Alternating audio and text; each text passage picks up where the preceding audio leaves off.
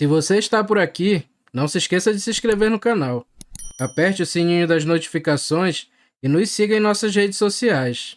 E é claro, se você gostou, nos apoie deixando seu like. Isso nos ajuda bastante. Meu nome é Mário. Hoje tenho 62 anos. Isso me aconteceu na minha juventude, quando eu tinha 17 anos. Naquela época eu era inconsequente, e por causa de minha arrogância, quase perdi minha vida.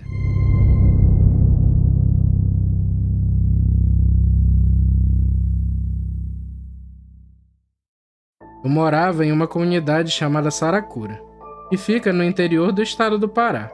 Tive uma vida muito sofrida. Perdi meus pais ainda criança, em um naufrágio, e fui criado pela minha avó materna, Rosa. Eu tenho 4 irmãos. Cada um deles foi morar com algum parente. Éramos muitos, e só uma pessoa não ia conseguir sustentar todos de uma vez. Quando jovem, eu era muito revoltado, pois sentia que não tinha lugar no mundo. Sendo criado por alguém que não era minha mãe, tudo era diferente. Na época, a criação era muito rígida, e em minha personalidade não tinha espaço para fraqueza. Eu apanhava bastante de minha avó, caso fizesse algo errado, e a única demonstração de carinho que recebia dela era em forma de conselhos, que vez ou outra ela me dava. Eu não entendia o porquê essas coisas aconteciam comigo, mas eu só tinha como opção de continuar vivendo. Aos 5 anos eu já trabalhava na roça, e como minha avó era muito severa comigo, meu tio Humbertino às vezes me buscava para cuidar de mim. Eu gostava bastante quando ele aparecia. Ele me levava para pescar, para fazer farinha, para caçar, e era uma boa fuga de tanta dor que eu sentia. Os anos foram se passando, e à medida que eu crescia tinha mais responsabilidades.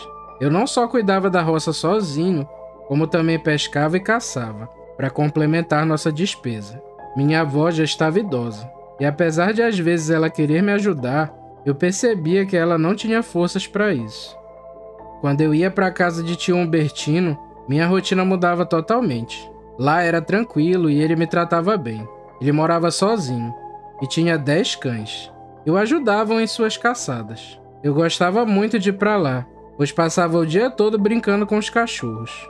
Meu tio percebia o quão difícil era a minha vida, e quando eu estava lá, ele me deixava ser criança.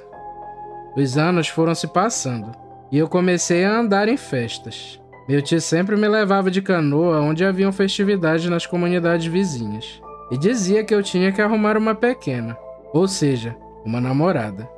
Andando em uma festa dessas, eu conheci a Margarida. Assim que a vi, meu coração disparou. Ela era a garota mais linda do salão. Nós trocamos olhares a noite toda, até que criei coragem e a convidei para dançar. Enquanto dançávamos, conversamos, e eu logo pedi para vê-la novamente. Ela me respondeu que morava ali perto, dessa comunidade, e que eu poderia ir vê-la aos fins de semana. Ela disse que naquela comunidade sempre haviam torneios de futebol, e que eu poderia usar isso como pretexto para vê-la mais vezes. Eu fiquei muito feliz, e após a festa, eu sempre fazia isso.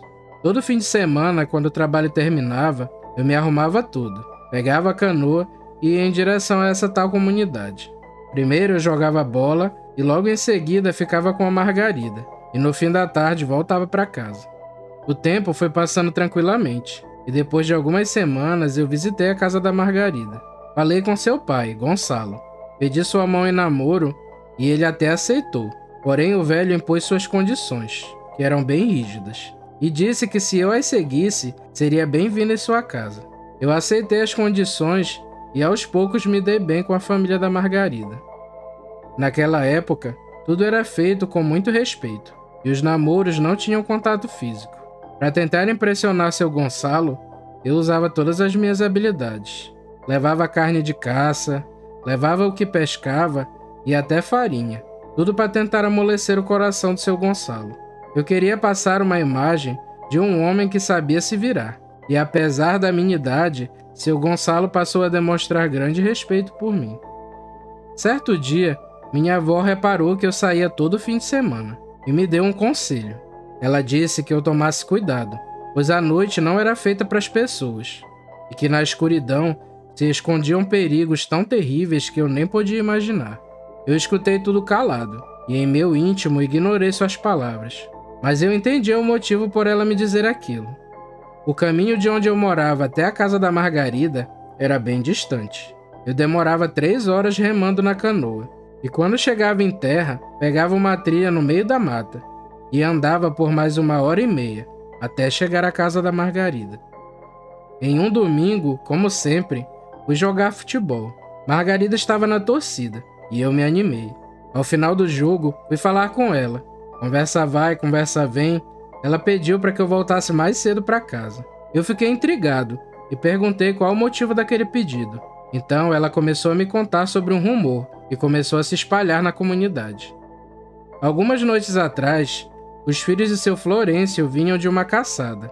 Eles estavam em 3, e segundo eles, quando passavam embaixo de um cajueiro que fica na metade da trilha, começaram a ouvir barulhos estranhos vindos da mata. E os barulhos iam se aproximando deles, com muita rapidez, como se algo grande viesse quebrando tudo em seu caminho. E antes que eles pudessem reagir, um animal enorme os atacou. Como estava escuro, não puderam ver com clareza, e segundo eles, aquilo fedia muito e dava gritos horríveis. Em meio àquele terror, os rapazes largaram a caça e correram. Porém, seja lá o que fosse aquilo, os seguiu, e já estava próximo de pegá-los. Numa tentativa de fugir, eles se jogaram em um igarapé que ficava a alguns metros desse tal cajueiro. Por sorte, o bicho não os seguiu dentro d'água, mas eles o ouviram por vários minutos cercando o igarapé, até que finalmente aquilo foi embora, e tudo ficou em silêncio. Eles falaram que ainda ficaram na água por bastante tempo, até que finalmente criaram coragem e voltaram para casa. Eu escutei tudo atentamente, e Margarida parecia estar muito aflita. E mesmo contrariado, eu resolvi atender ao seu pedido. Durante muitas semanas eu voltava mais cedo para minha casa, mas com o passar do tempo, o povo parou de falar daquilo, e eu deixei de ser tão cuidadoso.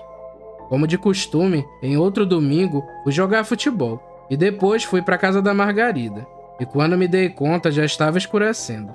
Eu peguei minhas coisas e me despedi de toda a família, e quando já estava saindo, seu Gonçalo me chamou. Ele disse que era muito perigoso eu andar à noite por aquela trilha, e disse que se eu quisesse, poderia atar minha rede nos fundos da casa, dormir lá e voltar pela manhã. Eu lembrei da história que Margarida havia me contado, e eu pensei em aceitar, mas logo desisti. Eu não queria passar por frouxo ou medroso. Agradeci a bondade de seu Gonçalo e disse que seguiria meu caminho, e logo parti. Eu já estava há alguns minutos na trilha. O caminho era estreito, e como a mata era densa, logo que o sol desapareceu, a escuridão tomou conta. Para minha sorte, o luar logo chegou, e eu pude novamente ver por onde andava. Depois de algum tempo, avistei o tal cajueiro, e logo que passei por ele, confesso que senti um mal-estar, e um desconforto bem grande. Eu senti muito medo, e ainda pensei em voltar. Só que ao mesmo tempo, pensei que aquilo era besteira, e decidi continuar andando. E essa foi a minha pior decisão. Eu andei por vários minutos e nada havia acontecido. Eu comecei a me acalmar. De repente, ouvi o som de passadas pesadas e galhos se quebrando, vindo pela mata. Ao ouvir aquilo, eu saí do caminho devagar e me escondi no meio da vegetação. E do nada, aquilo pulou na trilha. Aquele trecho era mais descampado, então eu consegui dar uma boa olhada naquele bicho. Ele estava agachado, em 4 patas. Era muito grande e lembrava um grande cão negro, só que não tinha rabo. Ele farejava e olhava de um lado para o outro, como se procurasse algo. Eu observava aquilo aterrorizado, e quando ele veio se aproximando, meu coração quase parou, pois eu achei que ele ia me encontrar. Para minha sorte, logo ele se embrenhou na mata novamente, e eu ouvi aquilo se afastando. Quando tudo ficou em silêncio, eu saí de onde estava escondido e segui pela trilha. Eu já estava muito longe para voltar, e naquele momento era mais sábio seguir em frente e chegar logo até minha canoa. Eu continuei andando, e após alguns minutos, de longe vi uma sombra, em pé, na beira do caminho. Eu fiquei com receio, mas parecia ser uma pessoa, então me aproximei, e para minha surpresa, era meu tio Humbertino. Eu perguntei o que meu tio estava fazendo ali. Então ele respondeu que estava caçando por aquelas bandas, e que algo tentou atacar ele.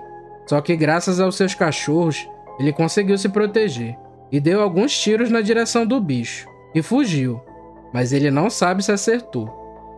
Meu tio disse que se lembrou que eu estava na casa da minha namorada e que provavelmente iria passar por ali. Então, temendo que eu desse de cara com aquela coisa, ele ficou me esperando. Logo contei pra ele que tinha visto o bicho, na metade do caminho. Só que ele não me viu. Então, meu tio disse que deveríamos seguir viagem. E assim o fizemos.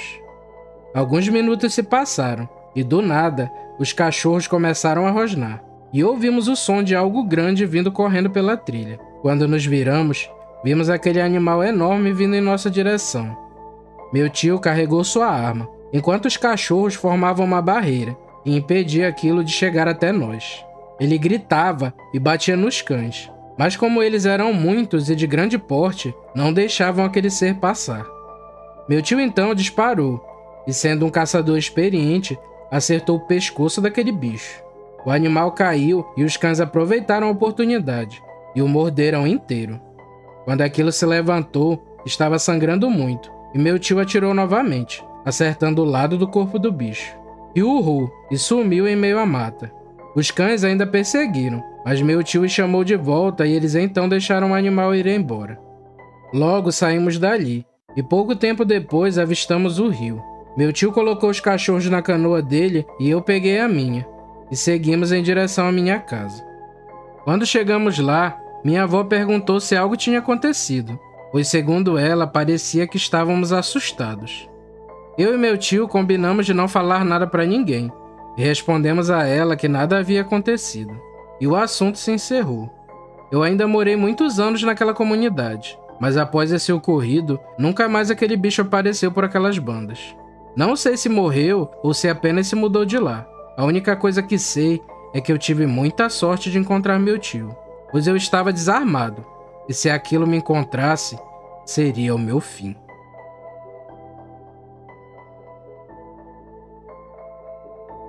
Obrigado por chegar até aqui. Vou te contar um segredo. Quem se inscreve nesse canal está protegido do sobrenatural. Então deixa seu like e siga nossas redes sociais. Isso nos ajuda bastante. Valeu, galera. Fiquem com Deus e tchau.